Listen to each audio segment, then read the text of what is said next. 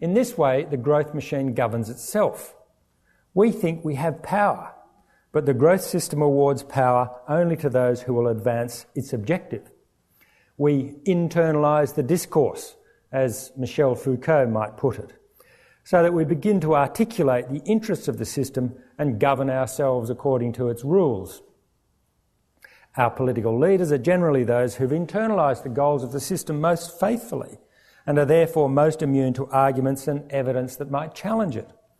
The state itself, which once represented the interests of the people, even if those interests were often thwarted by the power of business, has been reshaped since the 1970s to serve the interests of the economy. In 2005, Britain's Chancellor of the Exchequer, Gordon Brown, now Prime Minister, commissioned Nicholas Stern, previously the chief economist at the World Bank, to prepare a report on the economics of climate change that would consider the costs of reducing emissions and the costs of climate change should we not begin to reduce greenhouse gas emissions and allow them to grow unchecked. The Blair government was keen to disprove the argument put particularly by the governments of the United States under the Bush administration and Australia under the Howard government that ratifying the Kyoto Protocol would be economically ruinous, an argument we still hear over and over again in both countries. Stern's report was a signal intervention in the global debate, mainly because it put forward officially a powerful economic case for deep cuts, at least reasonably deep cuts, arguing that it will be more costly economically if we do not act to reduce emissions, declaring that the world does not need to choose between averting climate change and promoting economic growth. The report concluded that the costs of global warming, if we do nothing about greenhouse gas emissions, will amount to 5 to 20% of global GDP by the middle of the century, whereas the cost of reducing emissions to avoid the worst effects of warming would be around 1% of global GDP by 2050. Well, what does 1% of global GDP by 2050 mean?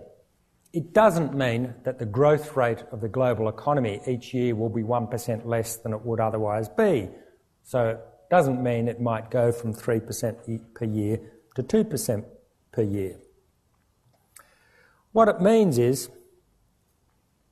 that the level of output globally that would be reached in 2050 without any policy intervention will be 1% less with policy intervention. Put another way, the level of global economic output that would be reached in, say, January 2050 without any policy intervention would not be reached until May or June 2050 with the sorts of policies advocated by Nicholas Stern, a delay of 4 or 5 months. In Stern's judgment, this level of costs, a delay in the doubling or closer to trebling of global GDP by 2050, a delay of a few months, is an acceptable price to pay. And you'll see from this crucial statement from the Stern report that that estimate of a 1% reduction in global GDP by 2050 is the cost associated with aiming for a target of atmospheric concentrations at 500 to 550 parts per million. Now bear in mind that I previously talked about 450 parts per million, which is generally thought to be associated with 2 degrees of warming. And climate scientists generally are now saying, well, no, we really have to aim for 350 parts per million, less than the state that we're now at. But Stern modelled 500 to 550 parts per million, arguing strongly against a more ambitious target of 450 parts per million because he calculated that aiming for 450 instead of 550 would increase the costs of abatement policies at least threefold. But threefold a tiny cost is still a tiny cost. It's acceptable, according to Nicholas Stern, to ask people to wait an extra 4 or 5 months for incomes to increase threefold, but it's too much he believed, to ask them to wait perhaps 18 months or 2 years for their incomes to increase threefold. And precisely this argument, with very similar numbers, was repeated by Ross Garnaut in his version of the Stern report. Both of them argued that 450 parts per million as an aim is too ambitious, would be politically too difficult, would be too economically costly, and we need to accept a target of 550 parts per million. But when we think about what's at stake, this seems completely lunatic. The Stern report itself outlines the enormous increase in damage associated with a 550 parts per million target compared to the 450 parts per million target. Here are just some of the more striking implications. The number of people at risk from hunger increases by 25% under a 450 scenario, but by 60% under a 550 scenario. Tell them that 450 is too ambitious. The risk of ecological collapse of the Amazon rainforest rises from very low under 450 to high under 550.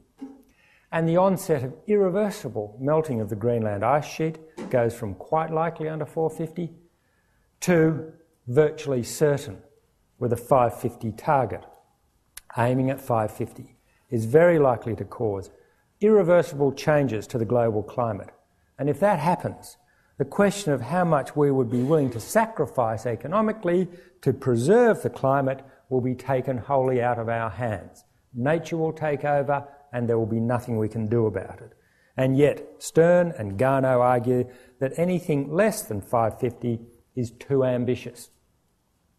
This existential calculus leaves one to wonder whether, if the numbers of the economic models had turned out differently, so that sharply reducing emissions would significantly damage economic growth, the governments of the world would willingly sacrifice the planet to the supreme god of economic growth.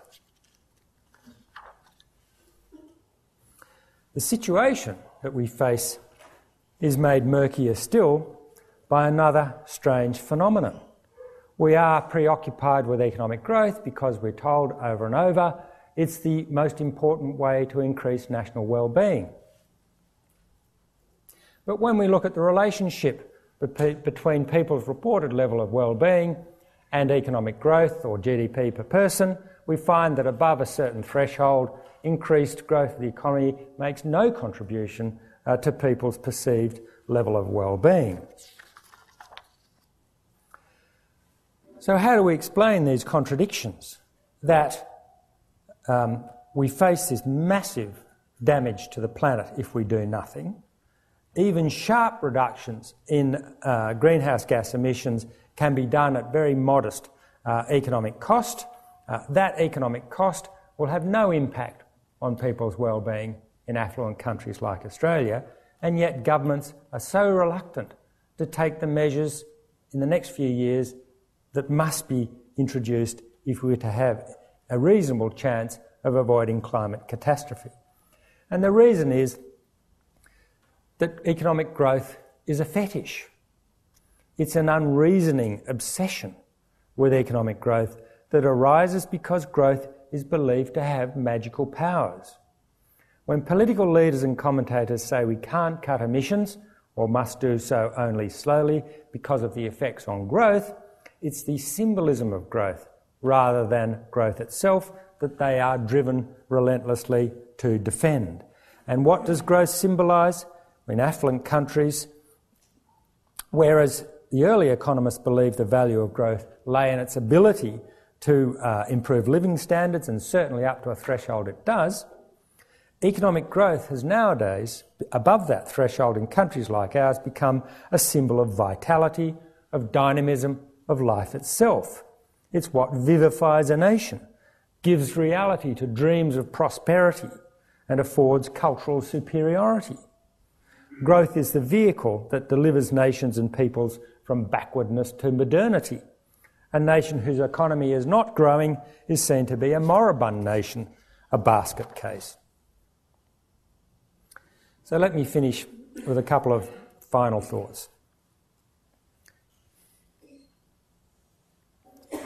Earlier this year, Dame Elizabeth Murdoch, Rupert Murdoch's admirable mother, celebrated her 100th birthday. What an astonishing century she's witnessed. When she was born in 1909, armies still went into battle on horseback. Cars were an occasional curiosity. There was no electricity grid, reticulated sewerage, or refrigeration to speak of. There were no washing machines, let alone televisions, computers, or the World Wide Web. There were no antibiotics, and millions of people died from the flu. So she's watched the world be transformed in ways truly unimaginable. Climate scientists typically make projections through to the end of the century, to 2100, and long-term targets are set, as we've seen, typically for 2050, only 40 years away. Many of the babies who will be born this year will still be alive in 2100. What sort of century will they look back on? There will, of course, be technological marvels, things we simply can't imagine now. But I think, compared with the 20th century, what they look back on, compared to the century that Dame Elizabeth looked back on, it will be profoundly different. The technological and social breakthroughs of the last century, particularly the second half of it, were built on boundless optimism that the world would become a better place. They underpinned and reinforced our belief in human progress. At the end of the 21st century, today's babies will have lived through a century of climate change, similar to that marking the shifts between ice ages, a century in which technological leaps will be seen not as triumphs of human progress, but as desperate attempts to undo the damage done by the fossil fuel age.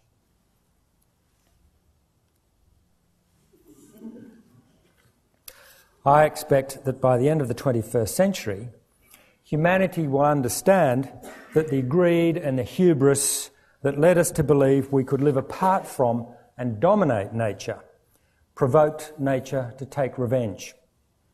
On pain of extinction, humans will be forced to re-establish a respectful relationship with the natural world and live within the natural limits Gaia sets. Thank you.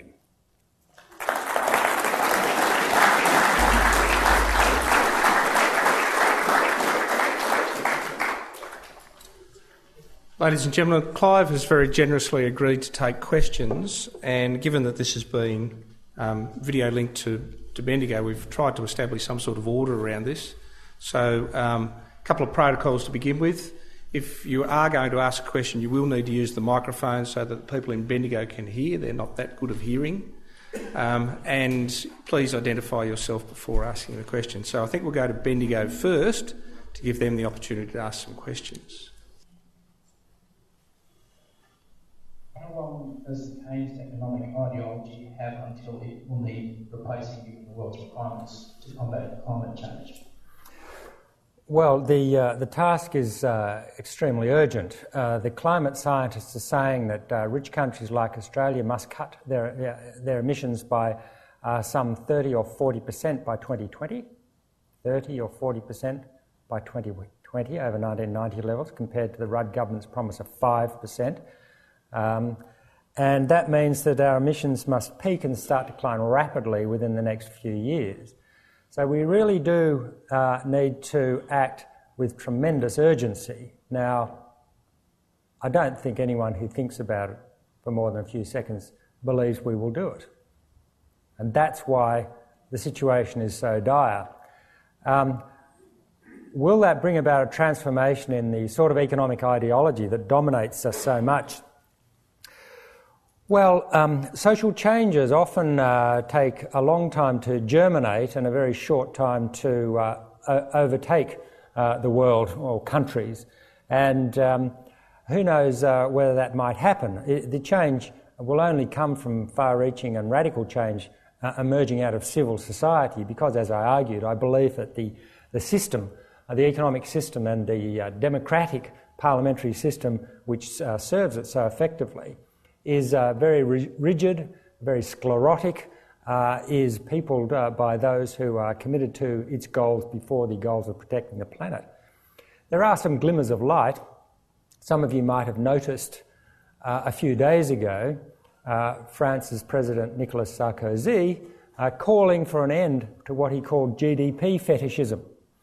And he did that on the basis of advice that he had received from two Nobel Prize-winning economists, Joseph Stiglitz and Amartya Sen. So perhaps the message that a few of us have been arguing for quite a long time about our need to overcome this extraordinary preoccupation with economic growth is starting to sink in. I should say, though, that it's easy for someone like Sarkozy and indeed David Cameron, and indeed going back to the 70s, Robert Kennedy made a very famous speech critical of GDP preoccupation. It's easy to make speeches. It's quite another thing to put a stick in the spokes of the growth machine. So my question to you is, what role can I play as a Prep to 10 teacher to address the climate change? Well, you've got a hard task. I read a study carried out in Norway where a researcher interviewed a whole lot of people. It was written up in a psychology journal. And amongst the people that she spoke to were some teachers. And one of them said, in my role, working with children, it's compulsory to be hopeful, even though I'm not hopeful. And so your task is to face the reality, but also to give the children a real sense of what we face, and to prepare them for the sort of future that they will grow up in. And part of the preparing for that is to, in my view, make them very well-informed and active citizens, because it's only through a deeply informed and very active, much more active citizenry that we will have any hope of averting the worst effects of the crisis we confront. And one of the things you can do, to the extent that you can do it in the classroom and elsewhere, is to point out the danger and foolishness of the activities of the climate skeptics in Australia, who relentlessly and deliberately attempt to sow doubt in the public mind about global warming based on pseudoscience, and therefore give people an excuse to put off caring about what's happening. There is a very deliberate strategy worked out by PR companies in the United States in the 1990s at the behest of the fossil fuel companies to put up in the public arena the handful of contrarian scientists with an explicit view of sowing doubt in the public mind. And it's a tragedy that someone like Ian Plimer can propagate his anti-science and his absurdities, which have been attacked and ridiculed by every serious scientist who had a look at it, and that this man should get any exposure in the public for his foolish ideas. So you can counter those ideas by being well informed. I would like, Professor, to respond to the thought of an electricity grid that does not use water. Well, thank you. Of course, in Australia, one of the most acute manifestations of climate change is, of course, the battle over water. You living in this district are more aware than any others in Australia of just how difficult the allocation of water has become. And it seems to me bizarre that we should recognise, according to our best climate scientists, that the water flowing through the Murray-Darling Basin, which, as you know, carries about 70% of water in Australia, the water flowing in the Murray-Darling is expected to decline by perhaps 30% due to changes in precipitation by around the middle of the century. So the battles over water that we're having now are going to become worse. And it seems to me to be strange, to say the least, that we should now by default, be adopting a position of extremely rapid population growth in this country. Some of you would have seen the Sydney Morning Herald this morning. We now have the second highest rate of population growth in the world, driven largely by our very high immigration levels, some 180 to 200,000 people each year. And of course that has major implications for our greenhouse gas emissions. You saw the iPad equation. I mean, it's obvious. I mean, we did a calculation at the Australia Institute a few years ago to see what impact different levels of population growth would have on our greenhouse gas emissions. And essentially, the greenhouse gas emissions for each immigrant double when they come to Australia, which sort of makes sense, you know. I mean, most people come to Australia because they're pursuing greater prosperity, which is a sort of legitimate human aspiration. But since we have the highest per capita greenhouse gas emissions in the industrialised world, 27 tonnes per person, some 25% higher than those of the United States, of course, more people, a greater rate of population growth means more greenhouse gas emissions. And so it's about time that we had a robust political debate in this country about the relationship between population growth and the task we have in front of us to reduce our greenhouse gas emissions.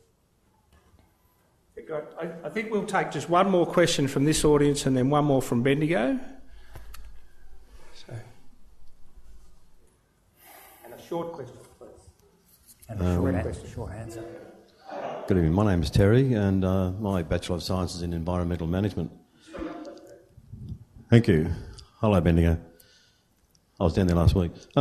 You showed a graph showing the increase in standard of living as against the measure of quality of life, happiness. I actually heard a talk from Manfred Max Neef in the 90s. He pointed this out, happened in America and England. I've been wondering about it since then. How do we get people to understand the meaning of this figure or bring people's awareness to it? Thank you for your brief and direct question. I'll try to give a brief and direct answer, although it's a huge and fascinating topic.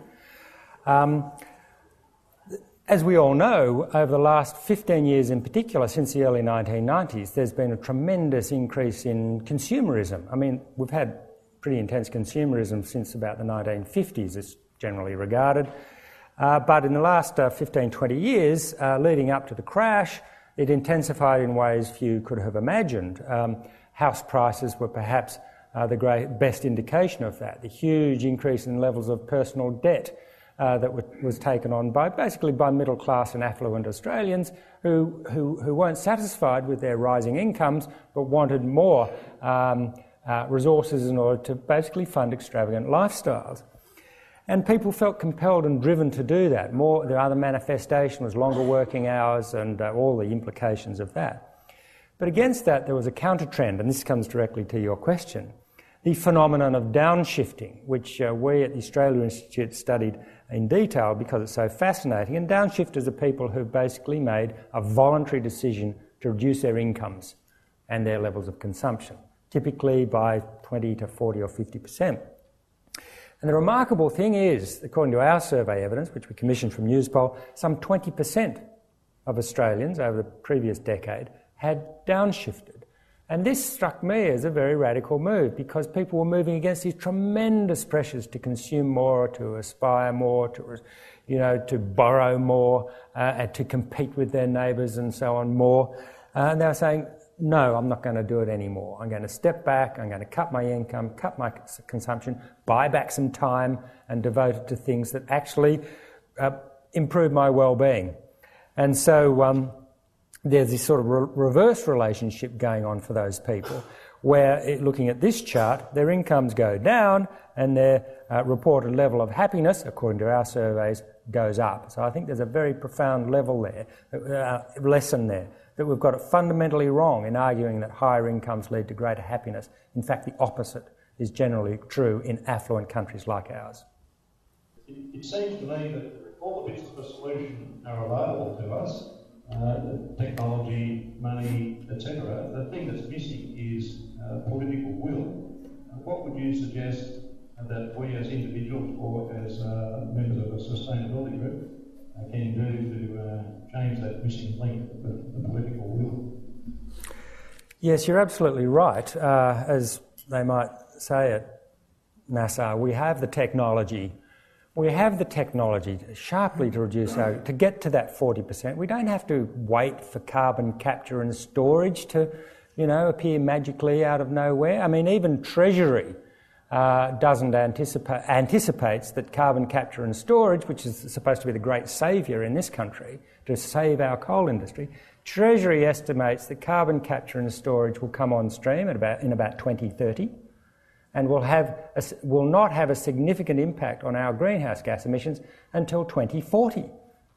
By then, it's game over. Forget about it. If we don't sharply reduce our emissions by other means, by then we're done for. So, we have the means to do it. What we lack is the political will. You're absolutely right. And it's bizarre that our Prime Minister should be over there in New York talking down the prospects of Copenhagen. I mean, isn't leadership about talking up prospects, making commitments, drawing people along, going further than everyone else and asking people to follow? But no, he's over there saying we should be pessimistic about an agreement at Copenhagen. So I think that the answer for us is to be more politically active. It doesn't lie in green consumerism, buying green energy and changing our light bulbs. We all like to do that because it reduces our sense of personal responsibility, but we're not going to consume our way out of this crisis. It's a political crisis. It's a problem with our parliamentary system that we have so many people who represent us who cannot get the seriousness of this situation. And until we as citizens convince them angrily and relentlessly that this is an existential crisis that we in Australia and the world face, until we do that, we won't get the sorts of political decisions that we must have if we're going to resolve this problem.